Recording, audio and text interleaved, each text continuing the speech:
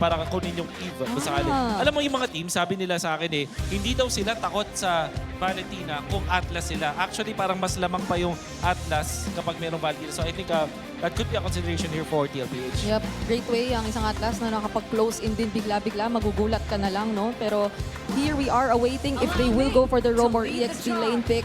And instead, they go for the Hilda. So I believe this will be a Master Ogwen hero in the meantime.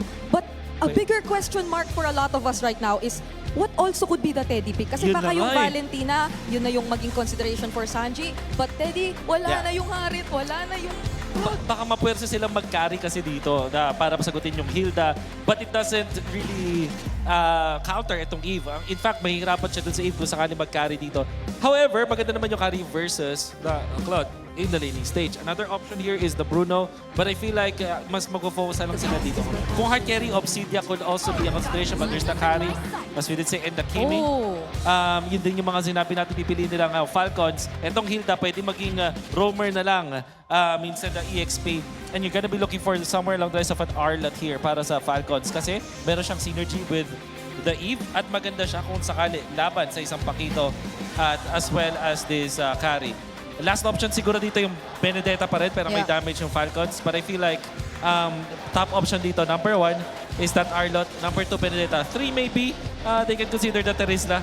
Kaso baka matunaw nga lang pero yun. One of the considerations din yan. Yeah, and because of the Hilda, I feel like they will be a bit more flexible when it comes to their EXP lane pick kasi meron naman na magiging in charge nung panggugulo mo talaga in the early stages of the game.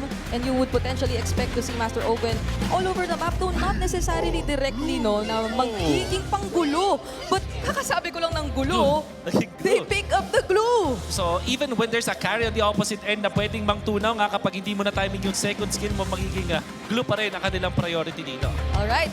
Super fans, you may scan the QR code and predict the match winner correctly for a chance to win 1,000 MLBB Diamonds. Marahaba-haba pa ang ating magiging gabi dito, Wolf. Pero so far, looking at the drafts, kanino ka ba mas papabor sa ngayon? I like the Kimi and the carry. Ito yung na-expect natin doon sa second phase. Just looking at the banning coming out from TLPH, parang ito yung sinasabi ng draft nila. So, I like this ender para sa TLPH. Alright, and there we have our drafts locked in for game number 1.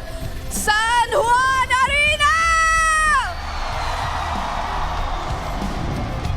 Papasok na tayo sa ating game number 1. Ibato na natin sa ating mga casters. We have waited weeks, if not months, to lead up to this point in MPL Philippines Season 17. We've gone through rivalry after rivalry. Well, what matters now is the clash of the Titans. Let's jump into this best of 7 grand finals. Game 1, will it be TLPH or Falcons to get the first blood in the series? It might be a little bit easier here for TLPH to do that. Hey, flat easy! Gets a shield, forces a flicker. Out of 40. Action the opening seconds of the game. Yeah, what a good read there, actually. Knowing that he already hit level 2, he went into the bush, flat, to get just a little bit of shield. And since Sanford was still at level 1, he could not take the risk of eating up a combo. Whoa. Oh my lord, Open here put down about a sliver of health. What are these Titans up to? They're trying to poke. They know they have to be aggressive. Uh-oh, JP put down a 5th. And Falcons are just checking. Yeah, so as I was saying earlier, it might be easier for TLPH to get first bloods. And Falcons know this, so they're upping the tempo, they're continuing their invade. As I mentioned earlier, they are taking pages off of Onyx's book with the early game rotations, with the suddens where we thought that maybe that glue would go into the Roam, or excuse me, the EXP, but then they switched it up, which makes it a little bit easier to manage the Paquito as the Hilda. So instead of looking at the center, they look to the side and the presence of the Paquito. So interesting because, you know, how many times have we seen Ogwen now pick up this glue pick? Whether it was originally planned or they just swerved it out, that's fine. Ogwen, for the most part, he's felt a lot of deaths on it, right, throughout the playoffs so far, and I feel like at the same time, this lineup, this ability to go ahead and bring in the Hilda, to go ahead and allow him and to alleviate some of the pressure on him, will help Team Falcons approach the fights better, because before, it was mostly Ogwen playing up that front side, flap. Oh, whoa. Here comes Kyle, holds in Barbiel. Stampedes through the 2 members of Liquid. JP checking range. Ogwen spacing him out. They go for the turtle. Okay, It'll be good. They go for the turtle. Sanji's around the corner. Doesn't have the traction pulse yet. Flap's really low. So Falcons might have to give this up. There's no Phantom Steed either. Hodges and RWA pulls it out. And in comes JP. Turtle gets reset. Ogwin put down a third of his health. No one to mount just yet. So Flap just forced the flicker back. A lot of ult spent by Falcons this early on. Looks like it's going to be a win for Team Liquid Philippines and Turtle #1. They don't need to keep the aggression up. They go back into their rotations. I love what I'm seeing from these two so far. It really feels like I'm watching a more chess-like version of MLBB, maximizing every ability, every battle spell, and not giving away a meaningless kill. Shades of the early exchange from Falcons versus Onyx last night. Yeah. There was a team fight wherein Haji also pulled out the item a little early, which led to the opponent getting the objective. Falcons gotta fix that. Yeah, he also had some clutch ones, you know, and so Golden Hour going to be used here. Not sure if there's going to be much. It's mostly on Ogwin. He's going to go ahead and survive that again. This glue tanky enough to deal with some of this early pressure damage. Yeah, Kimmy plus the Marcel together is like a Granger and a Marcel. You freeze up all of those projectiles you've charged up outside of the Golden Hour, then once it comes out, a big burst of damage. So, as awkward as it is for Ogwin, he needs to prioritize the Radiant Armor here. He needs that extra magic defense to survive the pokes coming in from that Kimmy. Despite them, yes, being a Fredrin and a Paquito, you have to look at the magic defense to keep yourself alive. Yep, over on the gold lane too, you know, we've talked about the whole golden royale that we had here throughout MPL Philippines Season 17. Super Marco solved that. He, you know, got the upper hand against Severo, who was so impressive throughout the season. And then you have this point where Super Marco on the Claude, the most winningest gold laner, up against a carry who needs more time to go in and build up. But so far, we've seen Claude's just play so well in so many different compositions. Super Marco specifically seems to be handling the lane fine against the carry. It's good also that despite us ending up with a Fred and Leomord matchup, it's not the, okay, everyone just farm up, manage your lanes, and then let's go ahead and see each other in the turtle. They're still trying to find small wins and skirmishes in the river. More modern style, old school objective-based MLBB. So yes, we might not see a lot of kills, but we will see a lot of action because of those little trades. Yeah, I think that's why, again, you know, that K2V for both teams, micro is important, but even the macro, the objectives, we've seen sort of an evolution of the, you know, Turtle and Lord dances. Neither have to be forgotten. You have to be good on both. Yeah. So if Falcons keep slipping up these micro decisions, they're not even going to get to these minute-long Lord dances. Yeah, Sanford brought Flap low. Flap got the recall, and now he's coming back. Oh, Cloud's in, and there's a golden hour to stop the turtle take. Down to an eighth of its health. Ogwin spacing out Carl. Sanji wailing away. RWF. Sanji still secures. And in comes Kyle with a Phantom Steed. Now JP very low. Gets hit with that momentum to the face. And in comes first blood drawn by Sanji. Kyle falls, so does Ogwin. This is looking bad. Blazing to win at the back line. Super Marco not finding anyone. 3 plus the turtle going over to Liquid. Just when you thought Team Falcons would pull off that turtle take, they end up losing 3. Yeah, both retributions coming out early, actually. Carl Teasy and Kyle just both had, if I'm not mistaken, maybe less than 100 health on that turtle, which was surprising enough. Saji being able to get the last hit. So, with Team Liquid Philippines getting the last hit on the turtle, they were encouraged to fight. They got that. Now they got a tower up top. They might be able to get a good push down bottom, which means Super Marco's room to farm is starting to run out. Falcons needs to start patching holes here, or Team Liquid Philippines will be able to start stampeding. Considering that this is a Fredrin that is packing the support emblem sept, you get more cooldown reduction, and add to that, it's brute force breastplate. Even more cooldown reduction, less time getting crowd control. This Fredrin can snowball. Oh, they baited out a response out of Marco. Like that. Goes in BMI through. 4 members of Liquid down bottom. I was about to say, why would they send Marco away preemptively when there was a fight breaking out? Oh. Blazing the wet in the face as they take down Sanji. But Stanford knocks out Marco, and the fight continues as Ogwin falls. Flap and Haji wonder, where did Ogwin and Marco go? Not worth it there on the trade. Super Marco uses Purify, but didn't expect that. Easy intercepting the back line as Haji gets taken down. Daddy JP finds him, and now they take down Flap. Flap fighting a losing fight here as the turret falls, so does he. They just don't stop. Team Liquid finds a moment of weakness and they keep pressing. They are stampeding. We were talking about the Marcel and the Fredrin, a very impressive duo. They're still going! Oh my Lord, Marco! Appraiser's wrath to the face underneath tier 2. That is an angry goat if I've seen one. What just happened to Marco? Oh, And they still keep going as Haji gets taken down. Ogwin does find them out. In comes Flap. This is a losing fight. Kyle calls in. But Bielba gets caught in the golden hour. Oh, how is this going to elapse? As in comes Teddy from the side lanes, and they take down Flap. TLPH, 7.5 minutes in, are all gas, no brakes. Not what I mean. This is the Liquid Stampede we have seen all season long, and they're going to go for Kyle. Will not survive. Sanford's packing dynamite in his hands. Way too quickly. After that turtle loss, Liquid did everything perfectly with how they managed the map, with Falcons sending Marco to bot. Teddy was free to push, and you saw the chain of kills. This is just excellence in execution by Liquid. Good old Stampede. Man, again, looking at this, an 8,000 gold lead around the 8-minute mark is something you don't often see.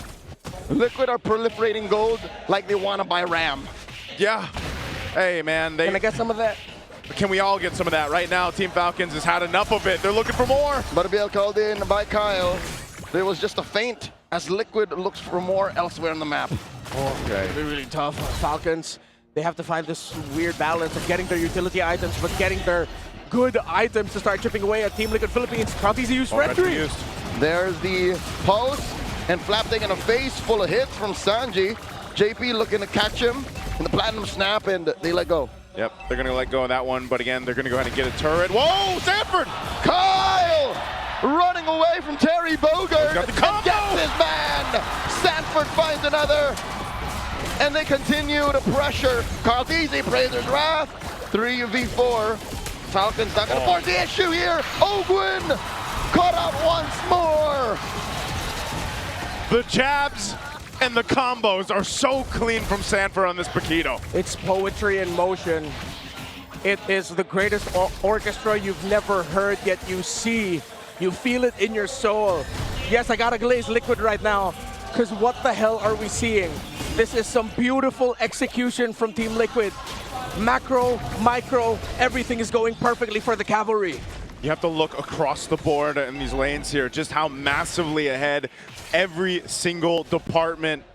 At this point, Team Liquid has game one under wraps. You know, this is so difficult for Team Falcons to keep up with because you're going through this kind of deficit, this kind of difference in economy that even if you're trying to go ahead and send your frontline guys, they're just punching bags at this point. They're sure kills for TL. Everything that follows from here is just procedure. Unless something goes very drastically wrong for Liquid, Falcons are not going to come back from this. Yeah. Haji only has a glowing wand still on the way to his second item. Even a divine glaive would not help him out right now. A massive lead between the two gold laners with Teddy sitting at over 2,000 against the Claude. Still doesn't have the Trinity, but even with the Trinity up, you're still going to be waiting for the next item after that. What Liquid has done here is an evolution of what we've seen of the double marksman, double carry style of strategy, because they have an EXP laner that is much more high damage dealing and fast at rotating. It speeds up. Okay, Aji pops that real world manipulation in hopes to defend. Sanford's inside, compromising Flap as they switch targets over to the inhibitors. Falcons can keep their inhibitors. Liquid is taking the disciplined route. Yep, they'll keep them up. Base turrets, though, did take some damage here. TL, with this kind of lead, looks to go ahead and potentially take down a base turrets off of this, too. They know the RWM is used. We'll see if Haji gets it back. There's the mid turret, going to be worked on. Kyle taking hits from Sanji. Down goes that mid lane inhibitor, and Ogwin getting annihilated. Super Marco blazing duet. Backwards as the golden hour is brought out by JP. Teddy takes down the bottom lane, top lane left. The only bastion for Falcons. Their base is about to get stormed. Got the wave in mid. I don't know if I can recall seeing this kind of lead in the MPL Philippines Season 17 yet. 14,000 gold under the 12-minute mark is absolutely insane for Team Liquid on this Stampede in Game 1. Team Falcons hold on to one base turret. What do they do here? Is this one of those situations where you have to start just thinking, we got to go again? Yeah, they have to turtle it out, and I wouldn't be surprised if they're already thinking, oh, go next. Yeah. See what we can do so that we don't end up with that kind of lineup again from Team Liquid PH. And, well, if you want to look back at history with gold gaps like these, Falcons is the only team in MPL PH history to make a comeback down 16,000 gold. Was that 2 seasons ago or last season? Against Aurora. Yeah, against Aurora. Do they have another DNA? But then this Liquid team is just different, man. This lineup, it's way too difficult to make a comeback through. Again, it's a double carry with a somewhat carrying the EXP. Oh, RWM trying to put down JP. Ogren gets the mount. They pick off Daddy JP. Flap gets taken down by Tede, and Super Marco barely survives. One for one. They just want to chase Ogwin down. At least that move right there buys Team Falcons some time in the game. Oh, there's the pulse thrown out to cancel the conceal. Ogren with a split. Oh, just Ogwin. wasting time here. Yeah. Throws out the glueling. Krabby Patty sits, and he's already wasted more than a minute of Liquid's time. I think this is mission accomplished for Ogwin. Hey, one more! Ogwin does the impossible! A 1-for-1 trade! Where the hell did that come from? That's only the third kill. They're probably not going to get a lot of it. But holy crap, Ogwin, that was pretty cool. That was the most Patrick Star thing I've seen so far. Uh-oh, Flap. Another pulse thrown out. Flap just scrambling to get into a bit of brush there. I'm still not over how he did that. Hey, There are Falcons to my right and then behind us laughing. yes. They're probably thinking we're still probably going to lose this game, but at least we got that. At least we got to see that. Hey, maybe this is brings it to a point. Could Team Falcons go for just the Hail Mary play and try to take out the Lord and a retry steal? Hey, they shaved off 3K. They did. Small baby step, Gotta mean something. small Patrick step in the right direction, man. Imagine what if that is the turning point of a comeback?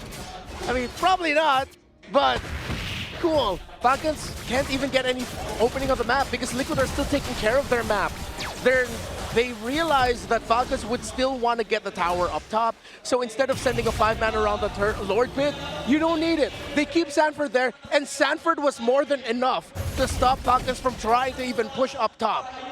Yeah, I like this.